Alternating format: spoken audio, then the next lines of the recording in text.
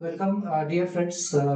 Welcome all aspirants to this channel AGS Broga and Vanik. आपण आपल्या series मध्ये पुढे आता बघूया काय काय आपल्याला करायचं आहे. ही जी सिरीज आहे word power made easy by Norman Lewis. World famous जे सर्वात महत्वाचं बुक आहे किंवा सर्वात फेमस किंवा सर्वात हेल्पफुल बुक आतापर्यंत राहिलेलं आहे कायमच. व्होकॅब्युलरी एनहान्समेंट किंवा इंग्लिश लँग्वेजची ओळख वाढवणे, इंग्लिश लँग्वेज मध्ये एक्सपर्टीज गेन करणे या गोष्टींसाठी that book Word Power Made Easy upon we have been learning, right? So as we have discussed often, as I have mentioned often in my sessions, that this book can help you in enormous ways, in more than in ways more than you can imagine, right? So because this book gives you the best perspective which is needed to enhance your vocabulary. आता जे बरंच competitive exams साठी prepare करणारे जे students आहेत आपले मित्र मैत्रिणी, आता काय होतं की तुम्हाला व्होकॅब्युलरी म्हटलं की you have to first thing that comes to your mind is memorization. Rote learning आपण जे म्हणतो ना, रट्टा मारून वर्ड्सचं मिनिंग पाठ करायचं. So actually it is not needed. There are ways which are quite simplified, right, and effective. So त्याच्यामधली ही एक मेथड आहे वर्ड पॉवर मेड इझी मध्ये, which is called root method.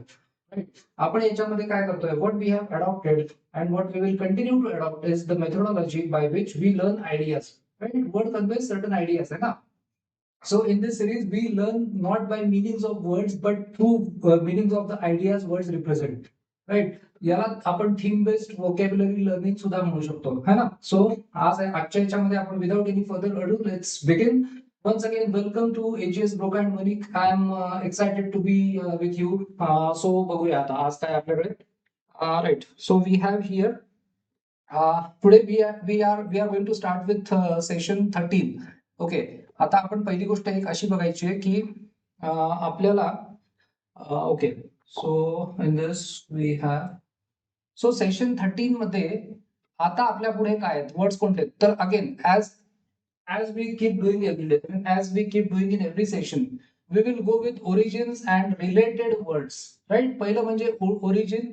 So आपला पर्पज काय आहे, ही पूर्ण जी सिरीज आहे ती आपण एटिमॉलॉजी या कन्सेप्टनी आपण बघतो आहे. कारण की ज्याला आपण शब्द व्युत्पत्ती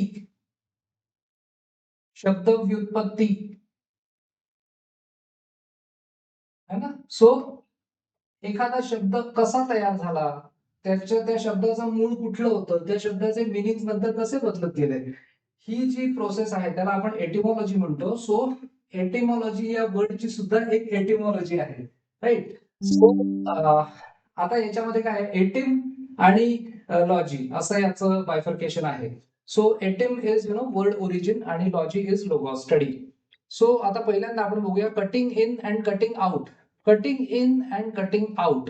तर हे आता कट इन आणि कट आउट याच्यामध्ये काय. सो पहिल्यांदा कट इन नावाची जी कन्सेप्ट आपल्या पुढे येते आहे ती कशी, कटिंग कसं, तर आपल्याकडे एक्झाम्पल आहे. We have got an example की ज्याच्यामध्ये इन्सेक्ट असतात ना.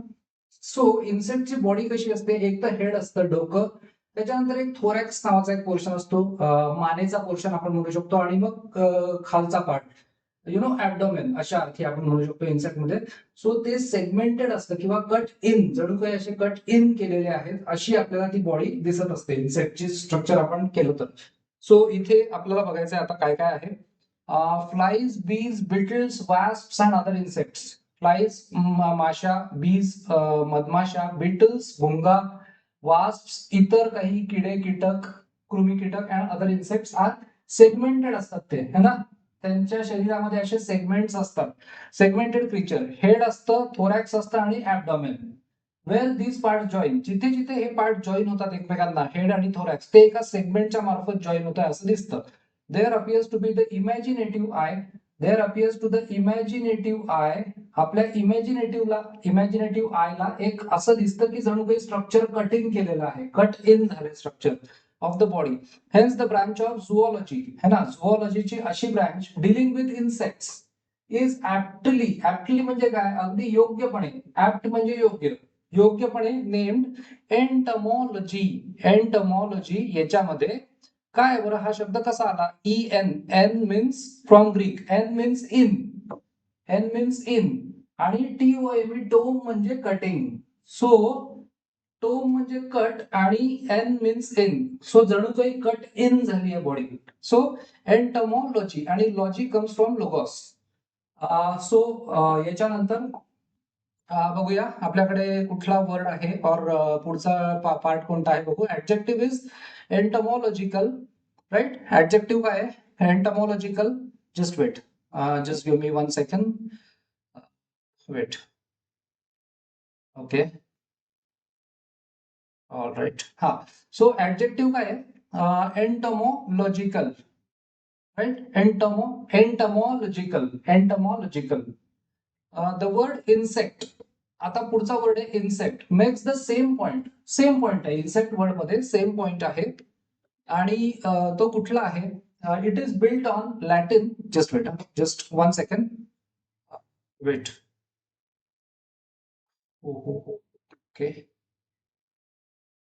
अच्छा, we cannot make this further bold. Okay, ठीक आहे, बघूया. Let's see. Alright, so let's consider. हा, so एंटमॉलॉजिकल. The word insect makes the same point. It is built on Latin in. In means in. Plus sectus. Sectus means a form of the verb meaning to cut. Sect म्हणजे to cut. आपण म्हणतो ना dissect. आपण biology मध्ये dissection केलं होतं, right. Dissection केलं होतं आपण. डाय म्हणजे काय? टू, आणि सेक्ट म्हणजे cut, right. So bisection, dissection. त्यानंतर आपल्या शाळेमध्ये, कॉलेजमध्ये सेक्शन असतात. ते सेक्शन म्हणजे काय? 100 मुलांना एकत्र न बसवता त्यांना कट केलं जातं, है ना. They are cut into various groups, so that is section. So the prefix ek, prefix ek from the Greek ek. From the Greek ek means out. Ek means out. The Latin prefix you will recall is x. So ec, हा जो ec आहे त्याचाच दुसरा एक prefix कुठला बनलाय? Just wait, just 1 second, weight.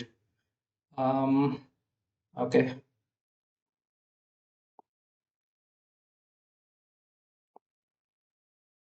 This is fine. EC च पुढे जाऊन लॅटिन प्रिफिक्स काय बनलंय? Ex. Combine EC with tome. आता एक बघा, जिकडे TOME आहे, टोम मीन्स टू कट, आणि EC म्हणजे आउट. EC किंवा EX म्हणजे out. To derive the words for surgical procedures, म्हणजे जे ऑपरेट करतात, शस्त्रक्रियेच्या ज्या प्रोसिजर्स असतात ज्याच्यामध्ये काय केलं जातं? पार्ट्स आर कट आउट, है ना. पार्ट्स कट आउट केल्या जातात, बाहेर कट करून बाहेर काढल्या जातात ते, ऑर रिमूव्ह. सो हा फरक आहे कट इन आणि कट आउट मध्ये. कट आउट मध्ये आपण रिमूव्ह करतो, आणि कट इन मध्ये फक्त आपण आतमध्ये एक कट घालतोय, असं बॉडीमध्ये जणू काही कट दिलेला आहे असं आपल्याला वाटतं. Cut in. टॉन्सिलेक्टॉमी.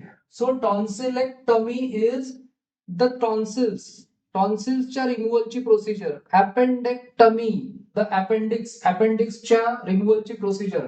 मॅस्टेक्टॉमी, ब्रेस्ट रिमूव्हलची प्रोसिजर. त्यानंतर हिस्टेरेक्टॉमी, द युटेरसच्या रिमूव्हलची प्रोसिजर. प्रोस्टेटेक्टॉमी म्हणजे प्रोस्टेटच्या रिमूव्हलची प्रोसिजर. सो या सगळ्या शब्दांमध्ये EC आहे मीन्स एक्स, किंवा EC मीन्स टू कट, आणि टॉमी TOM, आणि Y मीन्स आर्ट. और प्रोसिजर और क्वालिटी. सो हे सगळ्या वर्ड्स मध्ये सिमिलॅरिटी आहे. नेक्स्ट पार्ट आपण आता बघूया. Let's take a look at next part, which is number 3. Combine. काय म्हणतात author says combine EC with Greek kentron. मित्रांनो, खूप सुंदर शब्द आहे बघा हा. EC with Greek kentron. Kentron means centre. आता एक आपल्याला शब्द बघायचा आहे, आपण तो अनेक वेळा पाहिलेला आहे याच्या आधी सुद्धा, राईट. आपण म्हणतो की जसं we say that some people are unpredictable, है ना. आपण म्हणतो की सम पीपल आर अनप्रेडिक्टेबल.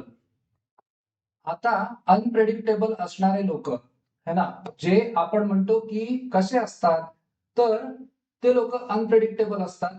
आपण म्हणतो की ते विक्षिप्त असतात, है ना, विक्षिप्त. किंवा मराठीमध्ये याला काही लोक चक्रम म्हणतात, काही लोक माथेफिरू म्हणतात, काही लोक म्हणतात संकी.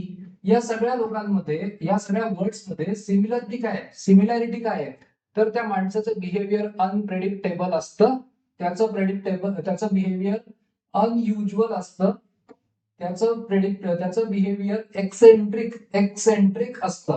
एक्सेंट्रिक म्हणजे काय? तर जो माणूस आपल्या केंद्रात स्थिरावलेला असतो, राईट? जो माणूस आपल्या केंद्रात स्थिरावलेला असतो तो शांत असतो, राईट? किंवा तो असा अनप्रेडिक्टेबली बिहेव नाही करत. पण जो एक्सेंट्रिक असतो म्हणजे जो आपल्या सेंटर पासून जो एक झालाय म्हणजे एक्स झालाय, किंवा जो रिमूव्ह आउट झालाय किंवा कट आउट झालाय किंवा जो आपल्या केंद्रापासून दूर गेलेला आहे, असा माणूस बिहेवियर मध्ये एक्सेंट्रिक असतो, स्वभावाने अनप्रेडिक्टेबल असतो, अनयुज्युअल असतो, एक्सेंट्रिक असतो, right? So we have discovered is centrum to derive eccentric out of the centre, म्हणजे तो आउट ऑफ द सेंटरच्या दूर गेलेला आहे. Hence deviating from the normal in behaviour, तो बिहेवियर मध्ये नॉर्मल नाही आहे. ऍटिट्यूड मध्ये त्याचा ऍटिट्यूड मीन्स त्याचा दृष्टिकोन नॉर्मल नाही आहे. अनकन्व्हेन्शनल म्हणजे कसं? तर बहुतेक करून कन्व्हेन्शनली म्हणजे आता एक तर ह्या शब्दाचा एक मिनिंग अनकन्व्हेन्शनलचा आहे की सर्वसाधारणपणे जे दिसणार असतं त्याच्यापेक्षा वेगळं काहीतरी. अनकन्व्हेन्शनल हे बऱ्याच वेळेला चांगली गोष्ट असते, पण इथे हाच वर्ड आपण निगेटिव्ह या अर्थाने घेतोय. अनकन्व्हेन्शनल म्हणजे इथे आपल्याला घ्यायचंय जे अनयुज्युअल आहे ते, किंवा ऑड किंवा strange. The noun is eccentricity, है ना? एक्सेंट्रिसिटी. सो या आपल्याला लक्षात येतं या छोट्या छोट्या टेक्निक्स मधनं आपल्याला प्रिफिक्स आणि सफिक्स मधनं किती वर्ड शिकायला मिळतात. आता दुसरा आहे मोर कट्स. आपण जेव्हा म्हणतो मोर कट्स तेव्हा द ग्रीक प्रिफिक्स ए, नुसतं ए मेक्स अ रूट निगेटिव्ह. म्हणजे आपण म्हणतो की निगेटिव्ह म्हणजे काय? तर आपण म्हणतो की टिपिकल आणि अटिपिकल. जेव्हा आपण टिपिकल म्हणतो तर ए मीन्स काय? जेव्हा आपण टिपिकलला ए लावतो, टिपिकलला आपण जेव्हा ए लावतो तेव्हा इट बिकम्स, एक second, just one second.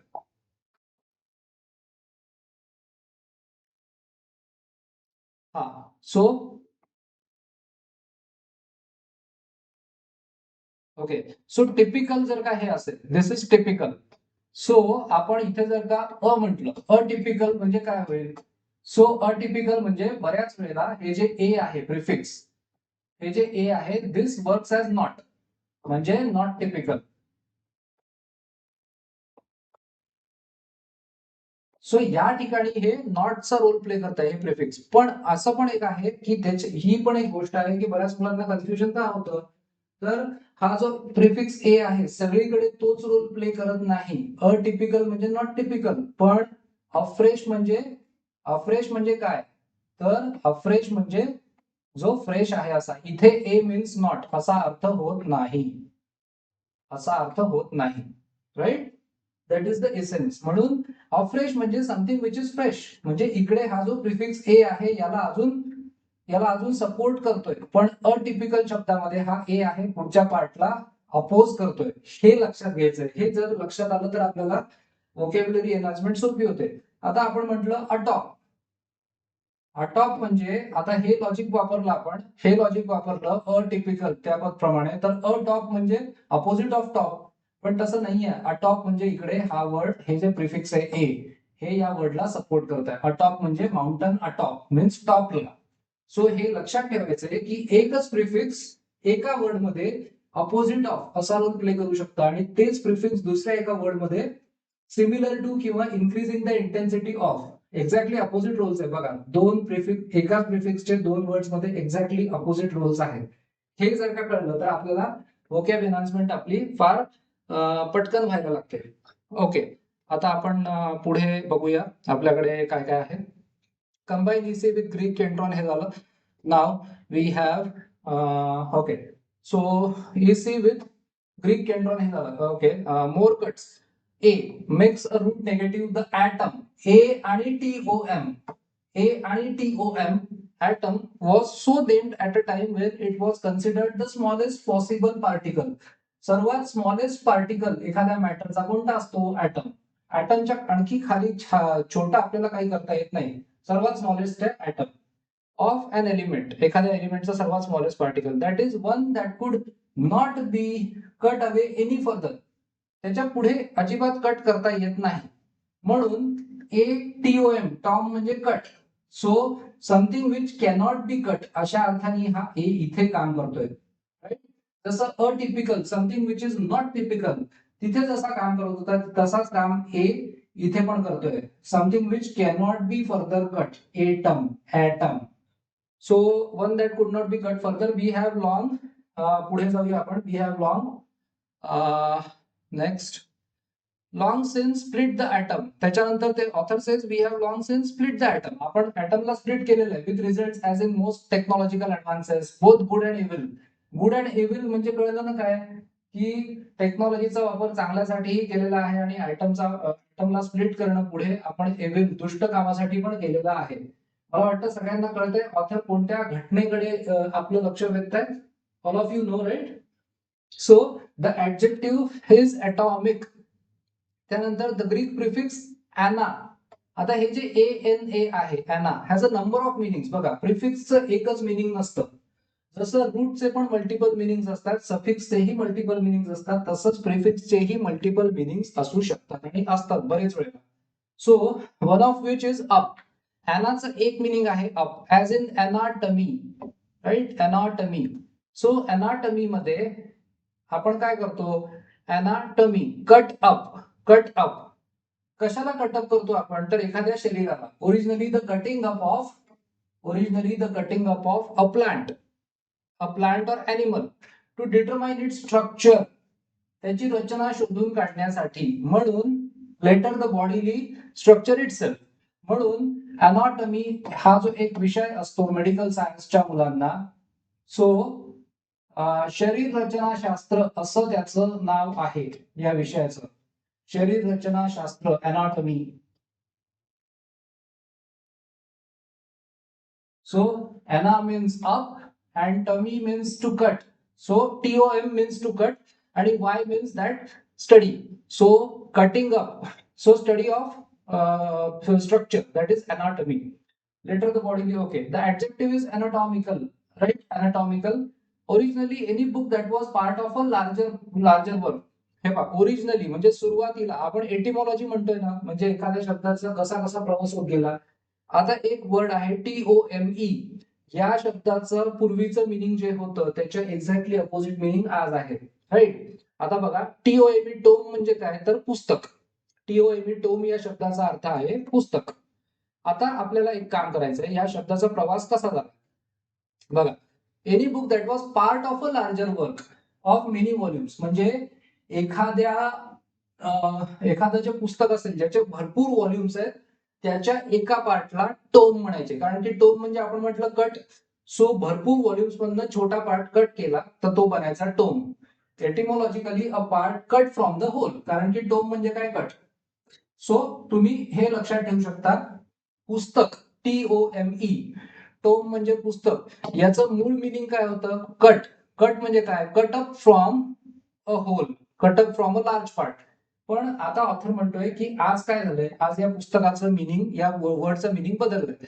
Today a tome designates, today a tome designates, काय डेसिग्नेट करतो, often डिस्पॅरेजिंगली.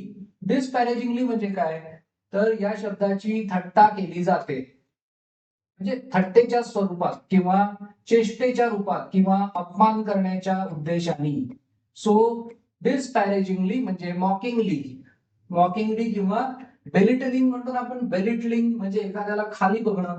So an exceptionally large book, आज याचा अर्थ एक्झॅक्टली उलटा झालाय. Large book or one that is heavy and dull in content. So हे थोडंसं आता थोडं सर्कॅस्टिकली टोम हा शब्द घ्यायला लागलाय, डल कंटेंट मध्ये, डल आणि हेवी.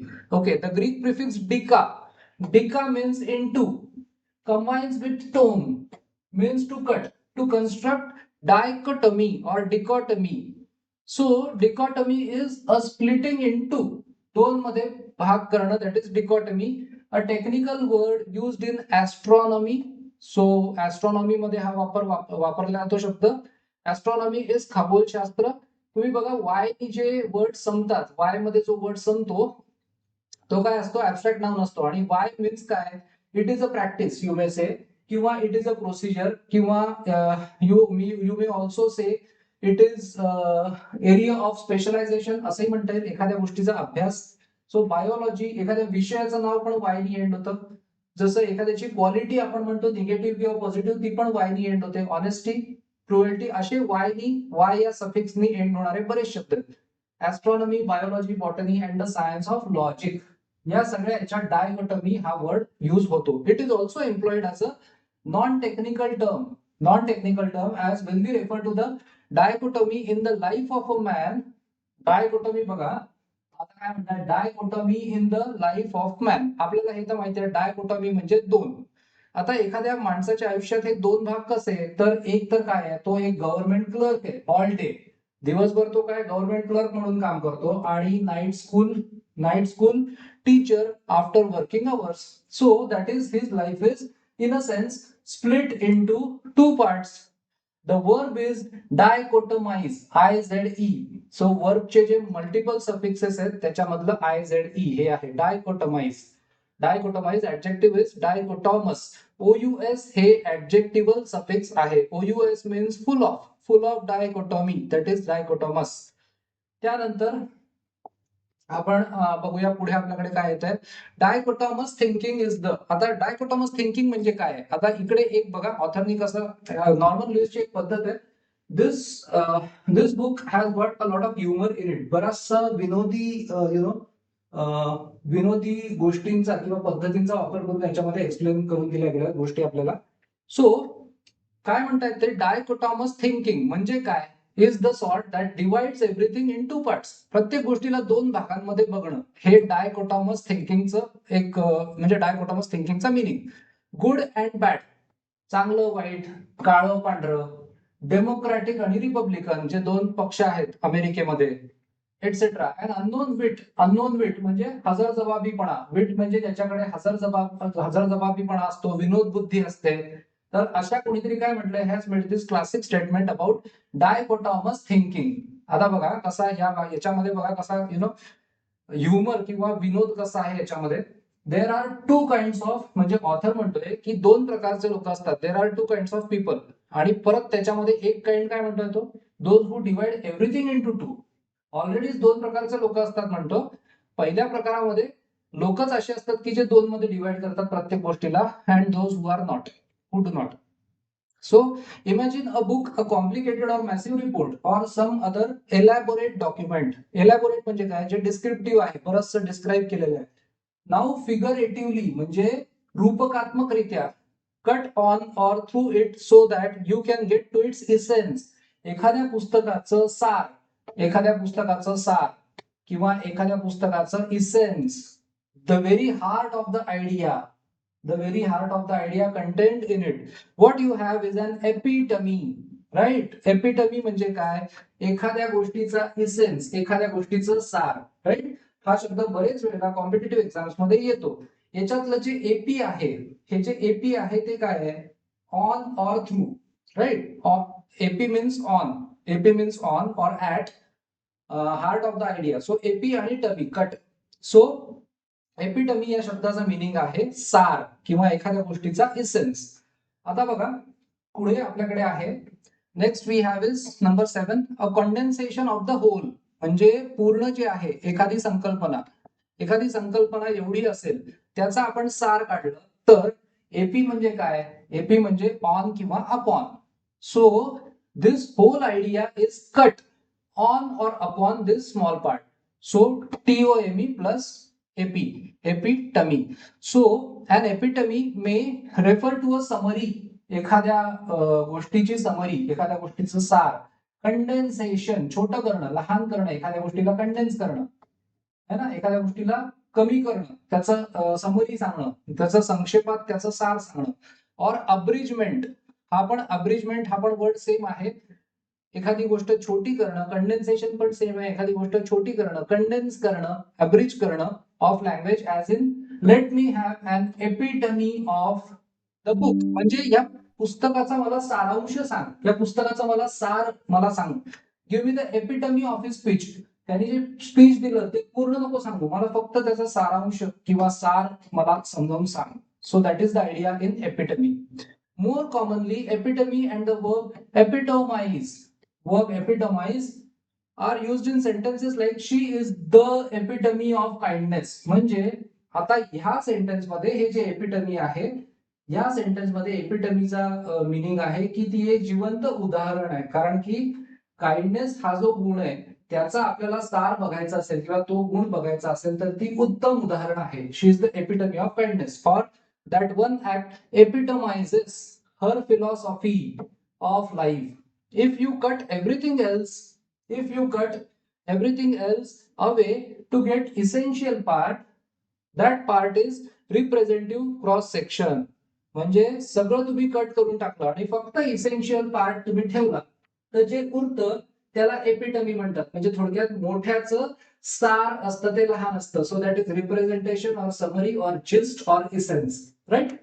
त्यानंतर पुढे बघूया आपण. Just give me one moment. Okay, now we have may refer to summary condensation. तुम्ही आपण केमिस्ट्रीमध्ये कंडेन्सेशन प्रोसेस बघितली होती ना. तिथे कंडेन्सेशन करणं म्हणजे काय? एखाद्या गोष्टीचं कंडेन्सेशन करतो म्हणजे थंड करतो आपण. म्हणजे ती गोष्ट आपण अशी थोडक्यात आपण बघायला गेलं तर ती आपण थंडच करत असतो ना कंडेन्सेशन. सो त्याला छोटं करणं अशा अर्थी कंडेन्स फॉर्म अशा अर्थी म्हणतात. त्यानंतर we will take a look at number next part which is 8 of the whole. So a woman who is the epitome of kindness stands for all people who are kind. Stands for म्हणजे she is stand for. So stand for हा एक phrasal verb आहे. She stands for म्हणजे she is the representative of. She is the meaning of. म्हणजे जे लोक दयाळू आहेत त्या सगळ्यांचं रिप्रेझेंटेशन ती करते. किंवा एखाद्या व्यक्तीच्या सपोर्ट मध्ये उभं राहणं, that is also stand for. एखाद्या गोष्टीचं मिनिंग, फॉर एक्झाम्पल तुम्ही एक समजा ॲब्रिव्हिएशन म्हटलं, for example you know AMA stands for म्हणजे AMA चं मीनिंग काय आहे? American Medical Association. Whatever. So epitomises philosophy of life represents by itself. By itself म्हणजे त्याच्यातूनच, म्हणजे बाय इटसेल्फ म्हणजे हे ऍक्ट साठी म्हटलेलं आहे. हे वाक्य केअरफुली बघा.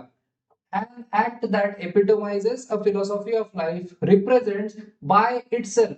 आता हे जे बाय इटसेल्फ आहे ते फिलॉसॉफी साठी नाही म्हटलेलं, लाईफ साठी नाही म्हटलेलं, ऍक्ट साठी म्हटलंय. हे आपल्याला जेव्हा कळायला लागतं तेव्हा आपल्याला रिडिंग कॉम्प्रिहेन्शन सोपं व्हायला लागतं. राईट. सो काय म्हणणं ऑथरचं की अशी एक कृती की जी कशाचं सार आहे? फिलॉसॉफी ऑफ लाईफचं सार आहे. ती कृती काय करते? तर ती कृती आपल्या स्वतःमध्येच जीवनाचं सार सांगत असते. The complete philosophy. हे लक्षात घ्या. हे जे ना बाय इटसेल्फ हे कशासाठी वापरले हे कळलं की आपल्याला आरसी मध्ये पण खूप सोपं होत जातं. कारण की जर का हे नाही लक्षात आलं हे जे बाय इटसेल्फ आहे कशासाठी म्हटलंय हे, तर मग आपल्याला अवघड जातं. इथे आपल्याला कळतं ओके बाय इटसेल्फ म्हणजे काय. लाईफ साठी नाही म्हणत आहे, फिलॉसॉफी साठी पण नाही म्हणत आहे. काय म्हणतायत? फिलॉसॉफी ऑफ लाईफ जी ऍक्ट एपिटोमाइज करते ती act by itself is the complete philosophy. हे समजून घ्यायचंय. Right. Love and words. Logos माहिती आहे आपल्याला. हा word we know means science or study. It may also mean, लोगोसचा अजून एक वर्ड आहे वर्ड ऑर स्पीच. लोगोसचे मिनिंग आहे सायन्स ऑर स्टडी, दुसरं मिनिंग आहे word or speech. as it does in philology or philology, right? Philology is etymologically the love of words. शब्दांबद्दलचं प्रेम, शब्दांवरचं प्रेम is philology. From Greek philion to love plus logos, right? त्यानंतर or what is more or what is more commonly called linguistics. Linguistics, the science of language, a term derived from Latin. Lingua means tongue. Lingua म्हणजे tongue. Can you write and pronounce the adjective form of philology? So philologyचा adjective आहे philological. Philological. Philological. त्यानंतर पुढे आपण बघूया आपल्याकडे काय आहे. So number 9 we have. Number 9 मध्ये more love. Okay, now we have got words that talk about more love. बघूया आता काय आहे आपल्याकडे. Just give me 1 second. Okay fine. Yes. So number 4 मध्ये मोर लव्ह. फिलॅन्थ्रपी. आता तुम्ही एक न्यूज आता लेटेस्ट खूप सोशल मीडियावरती येते. अँथ्रोपिक नावाच्या एका कंपनीने, we are all aware of that they have come up with that program, Anthropic company, आणि त्याच्यामुळे a lot of we experience a lot of ups and downs in profit revenues or what we call in businesses. So त्या Anthropic, आता या अँथ्रोपिक मध्ये याच्याशी related word आहे philanthropy. So philanthropy is by etymology the love. Love कशाचं? Phil means love. एक लक्षात ठेवा, phil means love. Philia, phil comes from philia. Philia means love. दुसरं एक होतं phobia. Phobia means fear. Phobia means fear, किंवा sometimes we use it for hatred also. So philia पासून phil आलं. Anthropos, अँथ्रोपोलॉजी, अँथ्रॉपी, अँथ्रोपोस म्हणजे मॅन. लव्ह ऑफ मॅनकाइंड, माणसाबद्दल प्रेम. One who devotes oneself to philanthropy is a philanthropist. Philanthropist, as we learned in chapter 3, the adjective is philanthropic, right? So आपण जे बघतो ना, sir Ratan Tata किंवा असे जे लोक आहेत ज्यांना माणसाबद्दल प्रेम होतं, अशा लोकांनी काय केलं? खूप चॅरिटीचं काम केलं, राईट? त्यांनी बरंच देऊन टाकलं, देणगी दिली. So all this people are philanthropic. The word philander, philander म्हणजे ऍक्च्युली, आता बघा आपल्याला फिलॅन्डर वर्डकडे आपण या रूटवर्ड टेक्निकने बघितलं तर आपल्याला जे लक्षात येतं त्याच्या एक्झॅक्टली याचं वेगळं मिनिंग तयार झालं एटिमॉलॉजिकली. याचं ओरिजिनल मिनिंग आपण म्हणतो काय असायला पाहिजे? Ander. So ander means andros. Andros म्हणजे मेल. सो आपल्याला असं वाटतं की माणसाबद्दल आकर्षण असलेला, phil means love, andros means male, one who loves another man, philander, असं आपल्याला वाटतं. पण लॉजिकली ते जरी खरं असलं तरी फिलॅन्डरचं आज मिनिंग काय झालंय? स्वैराचार करणारा, है ना? सो एका वेळेला अनेक नातेसंबंध, एका वेळेला अनेक नातेसंबंध ठेवणारा, राईट? अनेक स्त्रियांशी संबंध ठेवणारा तो, that is called philanderer. Philander, right? The verb philander, that is a verb, and philanderer is the person who has extramarital relations to play around sexually, be promiscuous, जो स्वैराचारी असतो, or have extramarital relations combines with philian. Philian means love, phil, andros male. Philandering despite its derivation. आता बघा आपण जे discuss केलं की हा शब्द डिराईव्ह कसा झाला ते बघितलं की आपल्याला जे मिनिंग वाटतं तसं नाहीये. Despite is derivation is not of course exclusively the male province, म्हणजे फक्त माणसाविषयी हा शब्द नाही वापरला जात. आता या वर्डचं मिनिंग आपण बघूया पुढे. The word is in fact derived from the proper name conventionally given to male lovers. पूर्वीच्या काळी मेल लव्हरला जे दिलेलं नाव होतं ते फिलॅन्डर होतं इन प्लेज अँड रोमॅन्सेस. पूर्वीच्या काळी जे नाटकं असायचे, जे त्यांच्याकडे जे प्लेज होते, थिएटरमध्ये जे जे नाटक बसवलं जायचं, रोमॅन्स असायचा, प्ले असायचा ऑफ द 1500 अँड 1600, त्याच्यामध्ये मेल लव्हरला काय म्हणायचे? फिलॅन्डरर. So, one who engages in the interesting activities cataloged above is a philanderer. So, असा व्यक्ती जो स्वैराचारी असतो, प्रॉमिस्कस असतो, extramarital affairs, one who engages in extramarital affairs, one who keeps a relationship with several women at the same time is called philanderer. So logically या शब्दामध्ये लक्षात ठेवा, जे मिनिंग लॉजिकली आपल्याला वाटतं तसं आज त्याचं मिनिंग नाहीये, थोडं वेगळं आहे, थोडं वेगळं.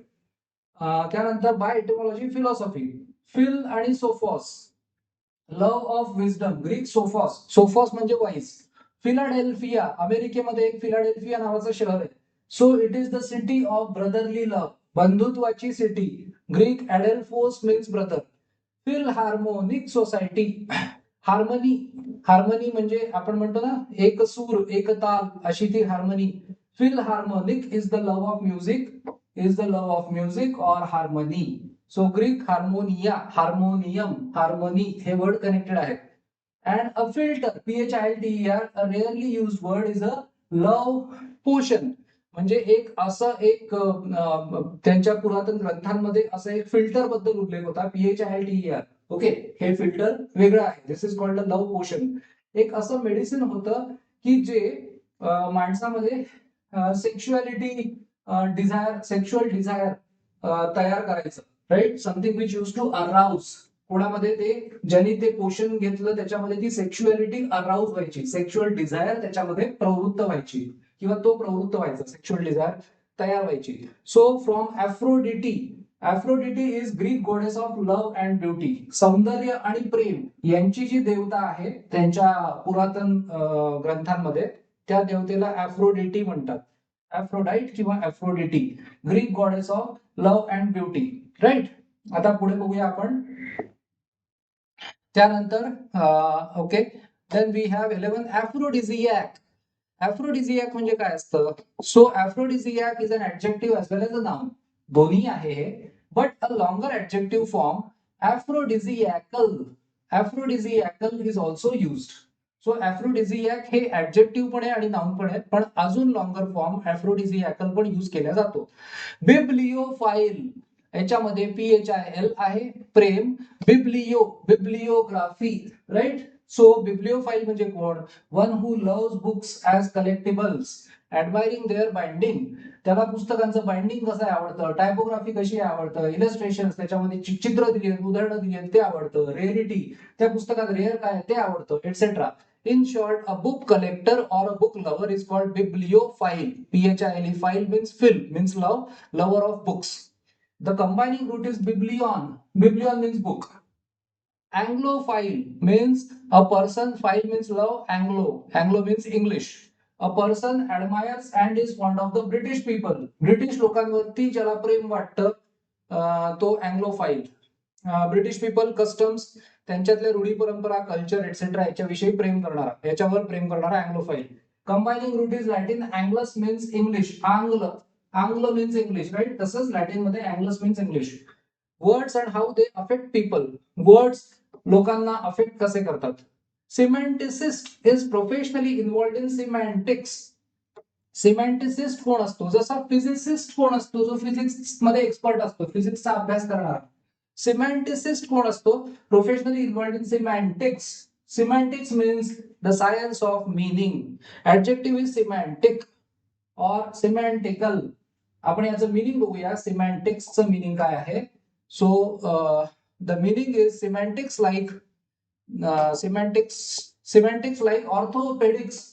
आता ऑर्थोपेडिक्स जे आहे, हाडांचा जो डॉक्टर असतो किंवा हाडांची जी study of study of branch of medicine that deals with orthopaedics, that deals with orthos means straightening आणि पेडॉस मीन्स बोन्स. सो असे याच्या अर्थी orthopaedic surgeon. So orthopaedic surgeon म्हणजे अस्थिरोग तज्ञ म्हणतात हाड. पेडियाट्रिक्स लहान मुलांचा, अँड ऑब्स्टेट्रिक्स जे ऑब्स्टेट्रिशियन असतात, जे डिलिव्हरी वगैरे करतात, तो जर ऑब्स्टेट्रिशियन. याच्यामध्ये CS आहे, प्रत्येक ठिकाणी CS आहे. So that is also a singular noun. Semantics हे सिंग्युलर नाउन आहे डिस्पाइट द S एंडिंग. त्यानंतर semantics is not are an exciting study. So semantics is exciting study. Semantics म्हणजे science of meaning of words. So man आणि मीन असं लक्षात ठेवा. सिमॅन्टिक्स मध्ये man आहे. सो हे सोपं कसं कराल? मॅन मीन हे सोपं वाटतं ना ऐकायला, म्हणजे सिमिलर साऊंडिंग आहे. So mean, semantics, mean, man, meaning of words despite the S ending. However this rule applies only when we refer to the word as a science. जर आपल्याला सायन्स किंवा एरिया ऑफ स्टडी किंवा study of meaning of words अशा अर्थी बोलायचं असेल तरच याला सिंग्युलर कन्सिडर करायचं. Otherwise in the following sentence semantics is used as a plural. Semantics of your thinking R all wrong. म्हणजे तुझे जे थिंकिंग किंवा तू जे अर्थ लावतोयस ते सगळे चुकीचे आहेत. तो इथे त्यांनी प्लुरल वापरला आहे. जिथे तुम्हाला अर्थ, तुझे दृष्टिकोन अशा अर्थी जे म्हटलंय तिथे प्लुरल घ्यायचंय. अदरवाइज सिमॅन्टिक्सचा सिंग्युलर यूज करायचंय. Two stimulating and highly readable books on the subject well worth a visit to the library to pick up are Languages in Thought and Action. सुंदर पुस्तक आहे by S.I. Hayakawa and people in quandaries. म्हणजे असे लोक जे problem मध्ये आहेत, by doctor Wendell Johnson. ही दोन पुस्तकं आपल्याला नॉर्मन लुईस रिकमेंड करतोय लँग्वेज मध्ये आपल्याला ग्रो करायचं असेल तर. त्यानंतर let's come to the next part which is number 13, how people live. आता हाऊ पीपल लिव्ह काय भानगड आहे? The profession of the sociologist or sociologist is sociology. or sociology? Can you write and pronounce the adjective sociological? Sociological, right? That is the adjective. Then we have sociology is built on Latin socius, companion, plus logos, science or study. तिसरा पण word meaning होतं लोगॉसचं, science study किंवा word. Socius is the source of such common words as associate, त्याच्यामध्ये socius आहे, social, socius आहे, socialize, socius, society and sociable and anti social, as well as asocial. What is the difference between asocial and antisocial? आपण बघूया. Which combines the negative prefix a, negative prefix with socius. Antisocial, anti means against. Antisocial person actively dislikes people. म्हणजे त्याच्या मनात लोकांविरुद्ध negative भावना असतात, लोकांविषयी राग असतो, असा तो anti social. And often behaves in ways, कोणत्या मार्गाने तो बिहेव करतो तर दॅट आर डेट्रिमेंटल, म्हणजे ज्याचे परिणाम, ज्याचे दुष्परिणाम होतात, डेट्रिमेंटल है ना. सो डेट्रिमेंट करणारे परिणाम असतात, और डिस्ट्रक्टिव्ह, विघातक to society or the social order. On the other hand, याच्याच दुसऱ्या बाजूला someone who is asocial. What is the difference between anti social आणि asocial? Is withdrawn from society and self center, म्हणजे त्याला लोकांविषयी राग नसेल. जो असोशल आहे त्याला लोकांविषयी राग नसतो, पण तो लोकांपासून दूर गेलेला असतो, अशा अर्थी ए. अँटी सोशल म्हणजे ज्याला लोकांविषयी, अँटी मीन्स अगेन्स्ट, लोकांविषयी ज्याला राग आहे असा. Avoids contact with others and feels completely indifferent. Indifferent म्हणजे त्याला काही देणं घेणं नाहीये लोकांशी, असा तो. To the interest or welfare of society. The asocial person doesn't want to get involve, त्याला पार्टिसिपेट करायचं नसतं, इन्व्हॉल्व व्हायचं नसतं. सो इकडे आपण आज हे सेशन थांबवूया, right. So we will continue with more such words. The series is going to be a lot more interesting after this session. So keep joining, keep studying. Keep commenting. तुम्हाला आणखी काही जर series हवी असेल किंवा if you need more such sessions, let me know in comments. Prepare well for your exams and get habitual with this aspect, root word learning, suffix prefix study, right? That will make you realize that actually vocab enhancement is not at all difficult. It is easy provided we know the right methodology, right? So आपण ही series पुढे continue करूया with more words, more such ideas, more concepts and more vocabulary. So till then, take care and stay safe. Thank you.